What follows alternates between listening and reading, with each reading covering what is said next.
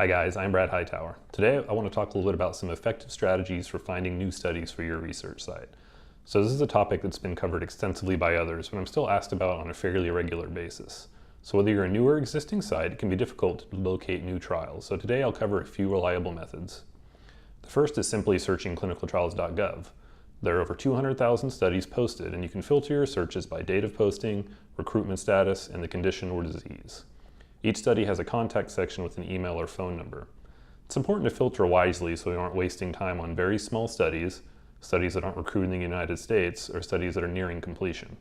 It's also important to note that many larger companies only provide contact information that goes to a generic email or phone number.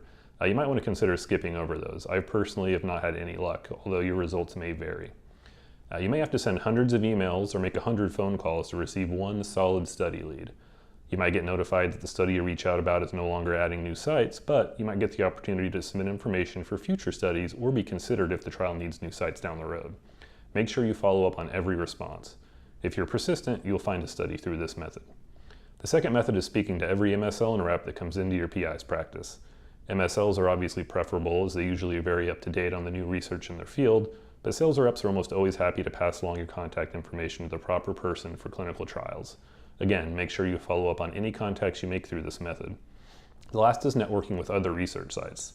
I find that many sites are apprehensive to share their study leads, but if you're not in the same geographic area, it can be very beneficial for both sites. You can leverage social media, industry meetings, and other networking opportunities to find sites that might be willing to not only share study leads, but get advice and feedback for any other issues or questions you might have at your site. Lastly, and most importantly, do a great job with studies you get. If you prove yourself a high enrolling site with excellent quality, sponsors and CROs will come back to you again and again. Let me know what you think.